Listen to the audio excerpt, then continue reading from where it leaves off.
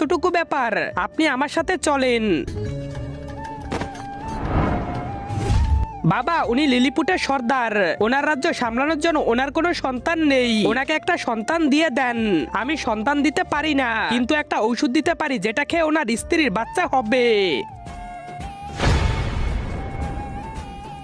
বাচ্চা হবার পরে বাবা, আজকে আমি অনেক বড় একটা মানুষ শিকার করেছি।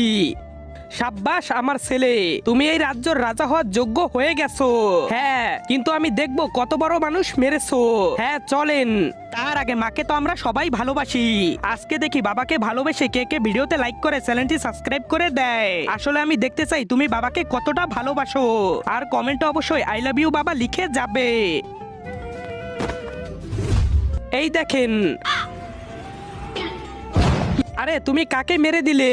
উনি আমাদের সাহায্য করেছে, উনি আমাদের খাবার এনে দিত।